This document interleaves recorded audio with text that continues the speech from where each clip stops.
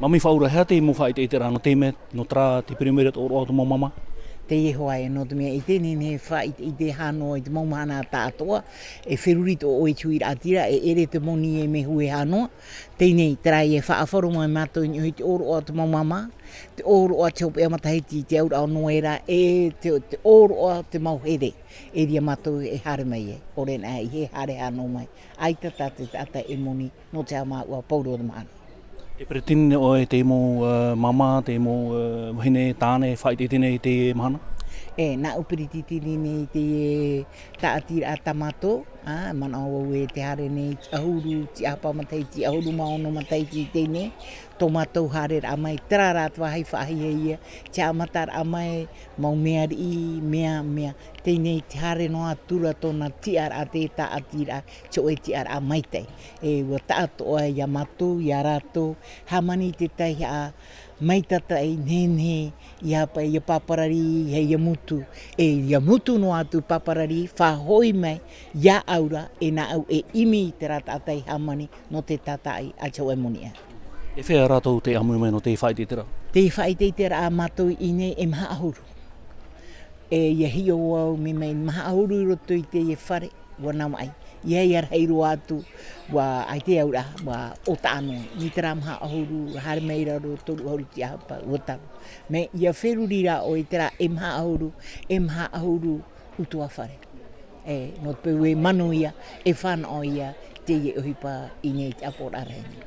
Ia ni hano e hapapu mai te mo tohi ai rawarawari mahia. No te whenua none are te wetu ara tō rapai mai? Aita, i tue whati e te tata e hare mei mo te ano rape au mai. Te whai e te rā, i tue e ano rape au mai. Nenhe, rātou hare i te te maumeari i no rape au mai, nā rātou rai whaoti nihoi te hare au tatato hi o whauwha. E tue whati i te te ano rape au mai. E hate te poro i rāna o e tō tau hui rātira? Nā roe poro i tui atira, no te mea oroa te e no te maumama tui atira, e whahoi au i tō mana au i te taurearea. E taurearea, te mau tata pāri, e tōroa mau te e, no te peue e tōroa. E rawe rā, e rawe papu, rawe i mai. E te hope au tāu poro i, te maumama, no oto, no tātou te e oroa, ia mai te e tātou te e oroa, mamama. Te iti hera tui api te mahana, te eo meira, tu te mo rawarawara te motohia? E, te hare meira, te puera atau rea, no te mea te ta ati a tamato. Waiti o e tau matahiti me te hare no atura i mua, te hoa i mahana e whaia.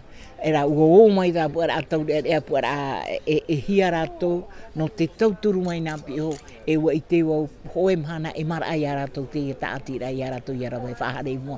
Nā rātou i te awharo e nā rātou i te meitata e o te whaterera. A wheu opani? Tapati, hora maha, piti ahuru mau au no te awa. Tapati te mahana, oro o mau i o te maumama, ora maha. Whataira ati te heporo i tō tāhuri atira tapu parahai mai?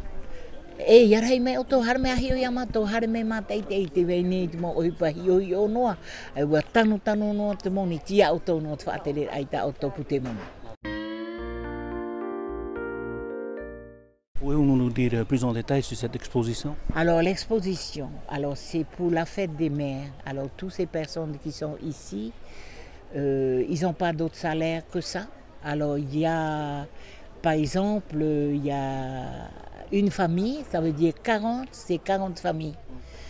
Il y a une famille qui pourrait faire un mois de leur salaire. Il y en a 3 mois et il y en a juste pour le mois. Et ce qui les motiverait à faire pour la prochaine fois, c'est ça que nous parlons de cette association, 40 personnes et 40 familles qui va vivre ces 6 jours. Il y en a qui vont bien vendre, mais ils vont bien vendre parce que tout le monde a leur artisanat de qualité. Donc ces artisans, donc c'est vous alors qui président cette association? Oui, je suis la présidente de cette association depuis 15 ans ou 16 ans, je ne sais plus. Oui, c'est ça. Est-ce qu'on peut dire que ces produits sont des produits locaux ou des produits importés? Ah non, non, non, je ne suis pas d'accord, le produit importé. Le produit importé, c'est le tissu que nous transformons. Il y a nous, les mamans couturières, avec nos 10 doigts. Mais pas aller acheter, amener ici, vendre. Non, je ne suis pas d'accord. Il faut transformer avec tes 10 doigts et la tête. Voilà. Non, j'accepte pas le produit d'ailleurs. Venir vendre ici. Donc, vous êtes ouvert aujourd'hui jusqu'à dimanche? Dimanche à 4h28, c'est le jour J de la fête des mères. Est-ce qu'il y a des nouveautés cette année? Beaucoup, beaucoup. Tu fais le tour et tu verras, il y en a beaucoup, beaucoup. Il y a le choix pour tout le monde. Donc, pour terminer, avez-vous un message à adresser à notre population? Ben, que vous venez nombreux nous voir, hein, voilà, ça nous fera plaisir de voir beaucoup, beaucoup de monde nous voir, d'être raisonnable, voilà, il y a plein de choses à voir. On peut se reposer aussi à l'Assemblée de Polynésie, vous avez à vous promener dans le jardin, c'est un endroit magnifique. Et dernier mot, c'est la fête des mamans.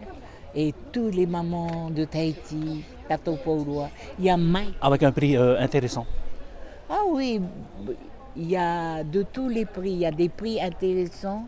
C'est à vous-même d'être raisonnable, d'être intéressant, parce que quand on sait acheter, on sait comment il faut le faire, raisonnablement.